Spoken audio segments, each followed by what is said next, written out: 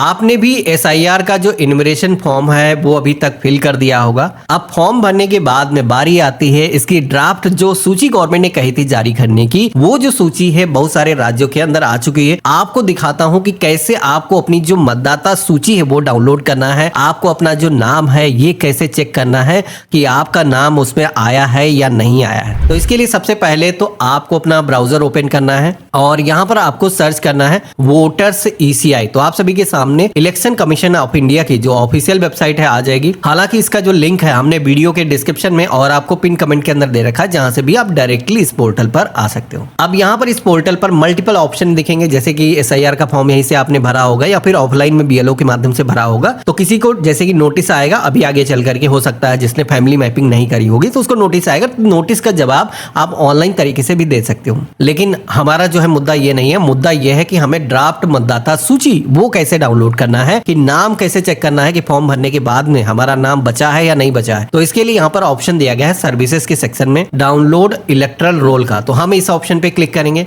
अब इसके बाद में स्टेट की एक पूरी लिस्ट आ जाएगी। तो आप जिस भी स्टेट से हो यहाँ पर आप सिलेक्शन करोगे। अब इसके बाद में ईयर ऑफ रिवीजन 2026 ये हमें सेलेक्ट करना है। इसके बाद में रोल टाइप के सेक्शन में आप देखोगे कि आपके राज्य के अंदर एसआईआर का जो डेटा है, जैसे कि थर्ड फेज के अंदर जिन राज्यों के अंदर एसआईआर चल रही है, जिसमें कि पंजाब, दिल्ली, चंडीगढ़ या फिर आंध्र प्रदेश, अरुणाचल प्रदेश, हरियाणा, महाराष्ट्र, नागालैंड, ओडिशा, आप किसी भी राज्य से हो अपने अकॉर्डिंग यहाँ पर सेलेक्ट करोगे। इसके बाद में डिस्ट्रिक्ट का सेक्शन आएगा। तो आप अपने डिस्ट्रिक्ट का जो नाम है यहाँ पर आप चूज करोगे। यहीं पर ऑप्शन मिलेगा असेंबली कॉन्स्टिट्यूंसी का। अब यहाँ पर जो है विधानसभा क्षेत्र जो भी आपका लगता है वो आप यहाँ पर सेलेक्ट करोगे। लैंग्वेज सेलेक्ट करने का ऑप्शन आएगा। तो देखो, एक तो इंग्लिश में ऑप्शन रहेगा, दूसरा रीजनल लैंग्वेज के अंदर ऑप्शन रहता है। तो आपकी जो भी रीजनल लैंग्वेज है एक से ज्यादा भी शो कर सकता है।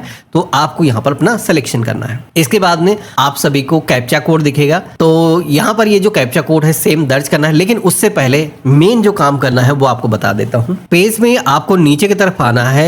यहाँ पर आप सभी को देखोगे कि पोलिंग बूथ के जो नाम है वो दिखाए गए हैं। अब यहाँ पर जो है गवर्नमेंट ने कुछ नए पोलिंग बूथ भी बनाए हैं। देखो, अभी जो एसआईआर का काम हो रहा है इसमें कई बार क्या होता है, आपके गांव के अंदर जैसे कि वोटर्स ज्यादा हो गए तो नई मतदाता सूची या फिर नया पोलिंग बूथ बनाया जाता है। जैसे कि मैं बताऊं यूपी में ऐसा था कि 1200 से वोटर्स अगर ज्यादा हुए हैं तो एक नया पोलिंग बूथ बनाया गया। तो आपको अपने गांव का नाम खोजना है और उसका नाम यहाँ पर मिलने के बाद, जिसमें कि आप देखोगे कि पेज 1, पेज 2, पेज 3 इस तरीके के ऑप्शन दिए गए हैं। आप यहाँ पर नेक्स्ट पेज पर जा सकते हो। मल्टीपल पेज हैं तो आप यहाँ पर सर्च करोगे तो सारे उस विधानसभा क्षेत्र के अंदर जितने भी पोलिंग स्टेशन है दिख जाएंगे। अब आपको करना यह है, जैसे कि मान लो आपको पता है कि आपका जो है पार्ट नंबर ये है, पोलिंग बूथ इसके अंदर आपका होगा, तो आप यहाँ पर डायरेक्टली सिलेक्शन कर सकते हो। लेकिन कई बार जैसे कि मैंने बताया कि कुछ नए वोटर्स की जैसे मतदाता सूची गवर्नमेंट नई बनाई है तो उसके अंदर हो सकता है कि आपकी चेंज हो गई हो।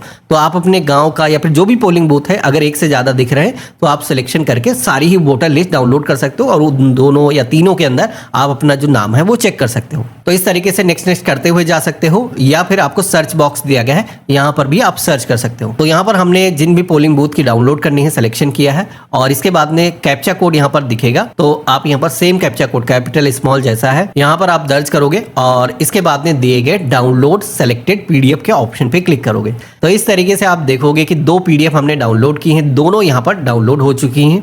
अब यहाँ पर इस मतदाता सूची के अंदर हम अपना जो नाम है वो चेक कर सकते हैं। आप देखोगे कि ये ड्राफ्ट मतदाता सूची है, यानी कि फाइनल मतदाता सूची आने से पहले इसे जारी किया जाता है और इसमें किसी को ऑब्जेक्शन है या फिर आप अपना नाम बेसिकली वेरीफाई कर सकते हो और उसके बाद में फाइनल मतदाता सूची गवर्नमेंट जारी करेगी। जैसे कि जिन लोगों ने फैमिली मैपिंग नहीं करी है, गवर्नमेंट का कहना यह था कि एसआईआर का जो इन्यूमरेशन फॉर्म भरना तो सबको है, लेकिन यहाँ पर फैमिली मैपिंग अगर आपने कर दी तो उसके बाद में आपको नोटिस नहीं आएगा। लेकिन जिन लोगों ने अपने मम्मी पापा की मैपिंग नहीं करी है तो उस केस में हो सकता है नाम तो आ गया है, यहाँ पर आपको नोटिस आ सकता है, तो उसका जवाब आपको देना है। बेसिकली डॉक्यूमेंट जैसे कि पहले नहीं मांगे गए थे तो कुछ लोगों के केस में ऐसा होगा, सभी को नहीं करना है तो उनको यहाँ पर डॉक्यूमेंट देना होगा। अब यहाँ पर पेज भी आप नीचे की तरफ आओगे तो सभी का नाम दिखाया गया है, उसके अलावा उनका वोटर ID कार्ड नंबर यहाँ पर दिखाया गया है, पिता का नाम क्या है, उम्र क्या है, ये सारी इंफॉर्मेशन यहाँ पर मिल जाएगी। तो आपको यहाँ पर मिलान करना है है जहां पर भी आपका नाम मिल जाता है। मोस्टली केस में ऐसे मैंने देखा है कि परिवार के जितने भी सदस्य होते हैं वो एक ही जगह पर मिल जाते हैं। तो आप यहाँ पर आकर के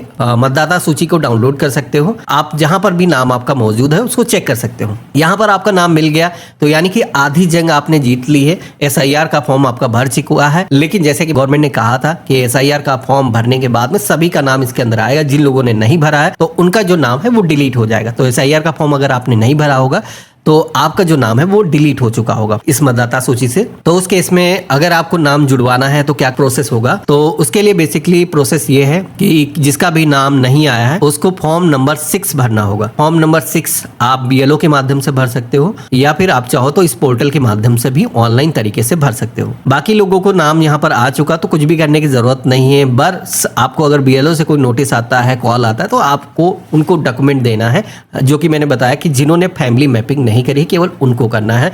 बाकी आपको फाइनल मतदाता सूची का इंतजार करना है। फाइनल मतदाता सूची आपके राज्य के अंदर कब आएगी इसके लिए मैंने एक कैलेंडर दिखा रखा है।